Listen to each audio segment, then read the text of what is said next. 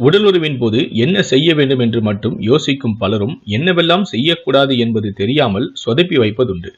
உறவில் ஈடுபடும் சமயத்தில் தெரியாமல் கூட செய்துவிடக் கூடாத சில விஷயங்களை பற்றி தான் இந்த வீடியோவில் நம்ம பார்க்க போகிறோம். உடலுறவு என்பது முற்றிலும் மகிழ்ச்சியான தருணங்களை உருவாக்கக்கூடிய ஒன்றாக இருக்க வேண்டும். இருவருக்கும் ஆனந்தத்தை தரக்கூடியது. இந்த உடலுறவு என்ற மகிழ்ச்சியான நேரத்தை பலரும் சில சமயம் சங்கடமான விஷயமாக மாற்றிவிடுகிறார்கள். உடலுறவு சம்பந்தப்பட்ட நேரங்களில் நாம் சில விஷயங்களை அறவே தவிர்த்தாக வேண்டும். அது நம் உறவை கெடுத்துவிடும், நல்ல எளிமையான நேரங்களையும் பாழாக்கிவிடும். அப்படி செய்யக்கூடாத சில விஷயங்களை பற்றி தான் நாம் தெரிந்து கொள்ள வேண்டும். நம்பர் 1, நீங்கள் உடலுறவு என்று உபயோகப்படுத்தக்கூடிய சில பொருட்களை உங்கள் துணைக்கு உபயோகம் செய்ய வேண்டும் என்பது உங்களுக்கு பல நாள் கனவாக இருக்கலாம். அதை வைத்து உங்கள் துணையை சந்தோஷப்படுத்த வேண்டும் என்று நீங்கள் நினைக்கலாம். ஆனால் அப்படிப்பட்ட விஷயங்களை செய்வதற்கு முன்பு உங்கள் துணையுடன் அனுமதி பெற்று கொள்ள வேண்டியதும் அவசியம். சிலர் அது போன்ற பொருட்களை உபயோகிப்பதை விரும்ப மாட்டார்கள். எனவே இதை அவர்கள் அனுமதி பெற்ற பிறகு செய்ய வேண்டும். இரண்டாவது, நீங்கள் எது செய்தாலும் அவர்களுக்கு அது விருப்பமா என்று கேட்டு செய்ய வேண்டும். அது மட்டுமில்லாமல் வசதி மிகவும் முக்கியமாக இருக்க வேண்டும். உடலுறவு என்பது முழுக்க மகிழ்ச்சியான தருணங்களை கொண்டது. அதை அசௌகரியமான காரியமாக மாற்றிவிடக் கூடாது. புதிய முயற்சிகளை எடுக்க வேண்டும் என்று உங்கள் துணைக்கு கஷ்டத்தை கொடுக்கக்கூடாது. சில பேர் சில விதமான விஷயங்களை நிலைப்பாட்டில் உடலுறவு வைத்துக் கொள்ள வேண்டும் என்று நினைத்துவிட்டு துணைக்கு முடியாதவாறு கஷ்டமான நிலைப்பாட்டில் உடலுறவு வைக்க வேண்டும் என்று ஆசைப்படுவார்கள். அதுபோன்று செய்வதை முடிந்த அளவுக்கு குறைத்து கொள்ள வேண்டும். எனவே எந்த நிலையில் இருந்து உடலுறவு செய்ய வேண்டும் என்பதை விட எந்த அளவுக்கு வசதியாக இருந்து உறவை மேற்கொள்ள வேண்டும் என்பதே முக்கியம். வசதியுடன் உடலுறவு கொள்ளும் போதுதான் முழுமையான திருப்தியும் இருவருக்கும் கிடைக்கப்பெறும். மூன்றாவது, உடலுறவு கொள்ளும் படுக்கையின் அருகே கூர்மையான பொருட்களை வைப்பதை தவிர்க்க வேண்டும். கத்தி, ஊசி போன்ற விஷயங்களை உடலுறவு செய்யும் மெத்தைக்கு அருகிலோ அல்லது மெத்தையிலோ இல்லாதவாறு பார்த்து கொள்ள வேண்டும். சில சமயம் உடலுறவு நேரங்களில் நம்மையும் மீறி நாம் இயங்கிக் கொண்டிருக்கும் பொழுது கைகள் கூர்மையான பொருட்கள் மீது பட்டு காயங்கள் ஏற்பட வாய்ப்புகளும் உள்ளது. எனவே இருக்கும் இடங்களை பார்த்து கவனமுடன் நடந்து கொள்வது மிகவும் அவசியமாகும். நான்காவது, உடலுறவு செய்வதற்கு முன்பு சிலர் பழைய விஷயங்களை பற்றி பேசிக் கொண்டிருப்பார்கள். நான் அப்படி இருந்தோம் அல்லது நீ இப்படி இருந்தாய் என்று மாறிவிட்டாய் என்று பல பேசிக் கொண்டிருப்பார்கள். சில சமயம் நாம் பேசிக் கொண்டிருப்பது நமக்கு எதிராகவே திரும்பிவிடும். பழசை பேச சில நல்ல விஷயங்கள் நடக்க வாய்ப்புள்ளது. ஆனால் பழைய விஷயங்களில் ஒரு சில கெட்ட விஷயங்களும் நடக்கும்.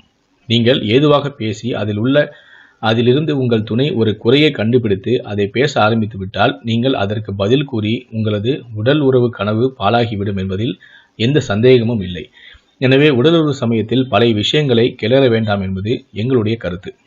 நடக்கக்கூடிய நல்ல விஷயங்களை பற்றி பேச வேண்டுமே தவிர அவர்களுக்கு நல்ல உணர்ச்சியை தூண்டும் அளவுக்கு பேச வேண்டும். ஐந்தாவது, உடலுறவு வைப்பதற்கு முன்பு சிறிதளவு பேச்சுவார்த்தை என்பது தேவைதான். அவர்களின் மனநிலையை நல்ல முறையில் கொண்டு வர, அவர்களை மகிழ்ச்சியாக்க, அவர்களின் உணர்ச்சியை தூண்டுவதற்கு பேச வேண்டும். ஆனால் பேசிக்கொண்டே இருக்கக்கூடாது.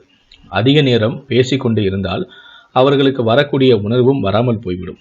மாறாக உங்கள் பேச்சை கேட்டு தூக்கம் வருவதற்கு கூட வாய்ப்புள்ளது.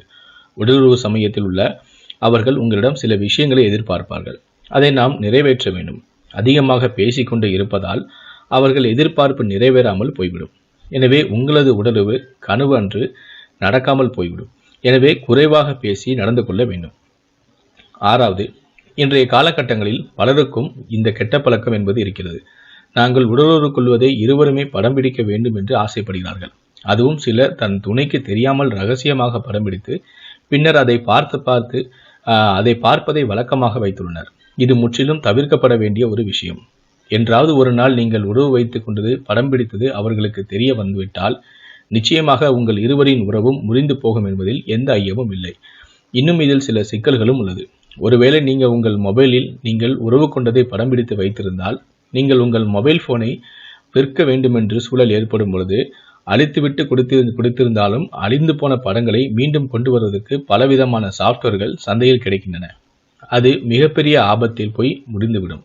உறவு கொண்ட வீடியோ படங்கள் உலகம் முழுவதும் பரவுவதற்கு வாய்ப்புகள் அதிகமாக இருக்கிறது. எனவே இந்த விஷயத்தில் கவனமாக இருக்க வேண்டும். ஏழாவது, பலர் உறவு கொள்ளும் பொழுது அல்லது கொள்வதற்கு முன்பு வழக்கம் போல தங்களுடைய மொபைல் போனில் உள்ள சமூக வலைத்தளங்களில் நோட்டிஃபிகேஷன்களை பார்ப்பதை வழக்கமாக வைத்துள்ளனர். நாள் முழுவதும் நம் மொபைல் போனில் உள்ள சமூக வலைத்தளங்களில் தான் பார்த்து கொண்டிருக்கிறோம். உறவு கொள்ளும் அந்த மகிழ்ச்சியான தருணங்களின் போதும் சமூக வலைத்தளங்களை உபயோகம் செய்வதை தவிர்த்தால் மிகவும் நல்லது. உங்கள் துணை உறவின் பொழுது அவர்களின் மேலே முழு கவனமும் இருக்க வேண்டும் என்றுதான் அவர்களும் நினைப்பார்கள். நீங்கள் உங்கள் மொபைல் போனில் பாதி கவனத்தை வைக்கும் பொழுது அவர்களுக்கு உங்கள் மேல் ஒரு சிறிய வருத்தம் ஏற்படும். அது மட்டுமில்லாமல் உங்களின் மனநிலையை பாதிக்கவும் கூடும். வரும் நோட்டிபிகேஷன்களை பார்ப்பதினால் அது நல்லவையா கெட்டவையா என்பதை நீங்கள் கவனிக்க முடியாது.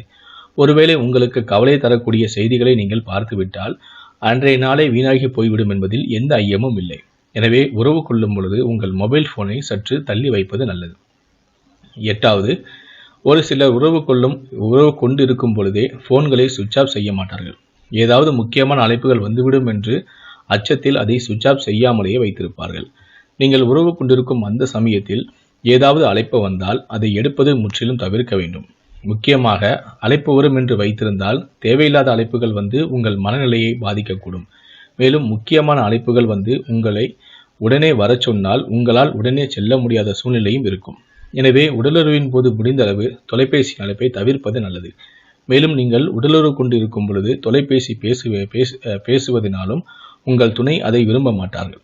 அவர்கள் மேலே முழு கவனம் இருக்க வேண்டும் என்றுதான் நினைப்பார்கள். ஆனால் நீங்கள் உங்கள் தொலைபேசி மீதுள்ள கவனம் அவரை மனதளவில் பாதிக்கச் செய்யும். இந்த வீடியோ பிடித்திருந்தால் லைக் பண்ணுங்க, சந்தேகம் இருந்தால் கமெண்ட் பண்ணுங்க. மேலும் இது போல பல வீடியோக்கள் பார்க்கணும்னு வச்சீங்கன்னா மறக்காம இந்த சேனலை சப்ஸ்கிரைப் பண்ணுங்க. நன்றி.